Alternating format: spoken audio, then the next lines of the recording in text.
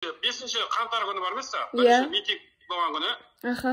Сол кезде інім жұмыстан шыққан ғой, неден автовка істейді Розыбакееваның бойында. Аха. Сол жұмыстан шыққаннан кейін сол почтаға жай қарапайым халық болып барған ғой. Аха. Сол кезде мойнынан жүрегінен тиген екі оқ. Ол кісі сол алаңда қайтыс болды ма, әлде қалай больницада ма? Алаңда қайтыс болған, сразу қайтыс болған атқаннан кейін.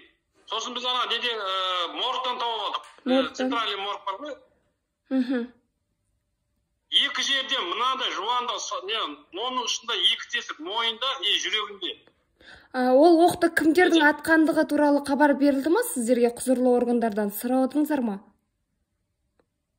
Білмеймін, Алматыдағы ініме кепті бір тергеуші, бірақ ешқандай анықтамасы жоқ. Маған қағазын берді, сол қағазын жаңа кімге жіберді, мамай кісіге. Аха.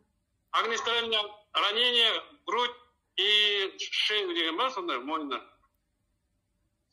Соны біз неден моргтан алып сайрамнан такси жалдап ауылға кеп, 13 күні жерледік.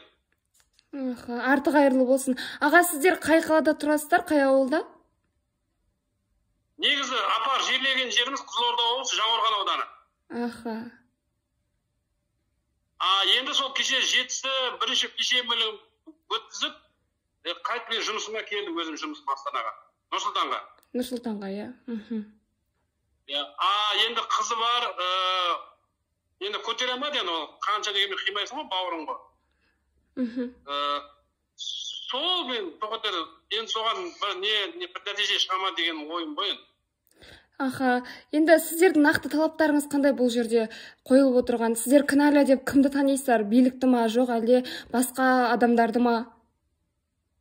Жоқ, орада бұлай билік қой, имені қарындас, Аружан, имені биліктен, имені сол 5 күні ешқандай ештеңе болған жоқ қой, сразу оларды атқан, жайға алып атқан. Ол мен именно биліктен деп ойлаймын, потому что орада ешқандай не жоқ. Біз өзімізде қарапайым адамыз. Бұлай төтенше бірдеңеге араласып кетті ау деп ой жоқ бізде онда. Енді сол қанша дегенмен туған бауырым ғой, қайда бізге оңай деген жоқ. 80-дегі шешесі бар үйде. Соны моргтан келгеннен кейін, ауылға келгеннен кейін шешесі естіп тұр. 5 күн, 6 күн дегенде таптық қой зорға дегенде. Кәнде бір қойды бауыздағандай моргке лақтыра береді екен. Қолында таңбасы бар, 6 деген таңбасы бар. Сұмдық.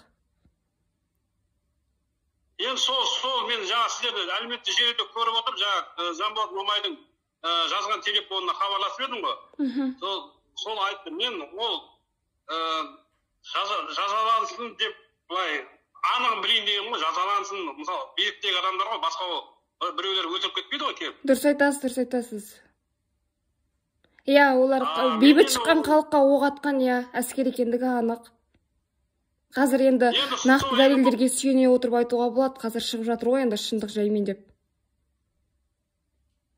Сол енді бізге, мен қазір өзімде әлі ашуым басылған жоқ, соның өзінде біз зорға дәлелдеп сізге айтып отырмын. Қанша дегенде, інім үйдің кенжесі еді ғой, ең кенже баламыз.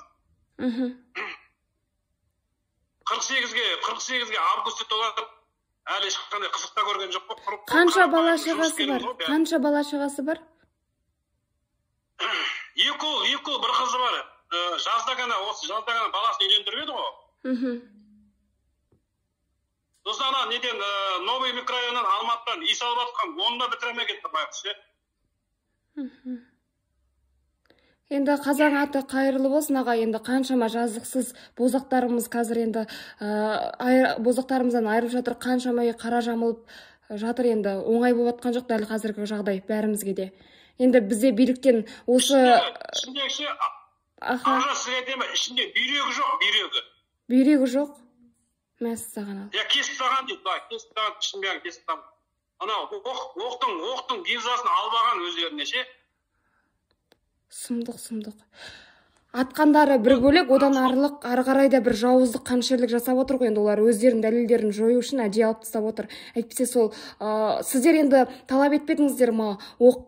енді ішінде болса оқ қайда, сол оқ арқылы кімге тиесілі ол қару-жарақ, соны анықтаңдар деп. Біз былай қатты еткен жоқпыз. Өз қайғымыз өзімізде болды, ешкімге хабарласамадық. Біздің адамдардың бәрі басты ағайындарымызда. Өзіміз жеті ағайынбыз. Өлген бала өлді, ешкімнен ештеңе талап ете алмайсыз деп, мамамыз бәрімізді басты.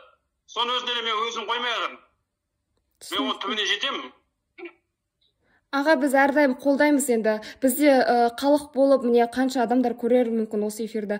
Біз таратайық осыны, және талап етеміз биліктен, Назарбаевтан, Тоқаевтан талап етеміз. Қазір енді Қазақстан Республикасының президенті міндетті түрде жауап беру керек. Осы бассыздықтардың барлығына олар тікелей жауапты. Әрбір адамның, әрбір бейбіт тұрғынның өміріне және жазықсыз адамдарды жазалауды доғару керек. Енді сұмдық қой мынау, атқандары бір бөлек, оның ішіндегі бүйрегін алып қою, басқа деген бұл өлген әруақты да сыйламау, қорлау болып келеді былай айтқанда. Біз талап етеміз, сондықтан бұған жазықтылар, кінәлілер міндетті түрде жазасын алсын деп. Енді сіз өзіңіз ойлаңызшы, мынандай ғана осындай тесік қой, арқасының мойны ше. Сұмдық. Сол қызы деген қанша тауып қалды, біз өзімізде қанша ауырдық сол.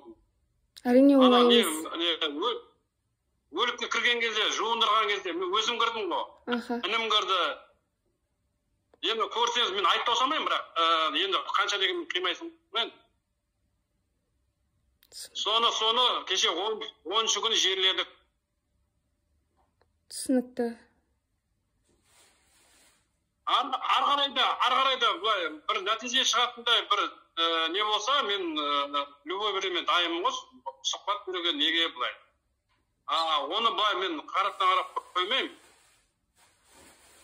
Жақсы аға, біз сізді әрдайым қолдауға дайынбыз, әрқашанда хабарласыңыз.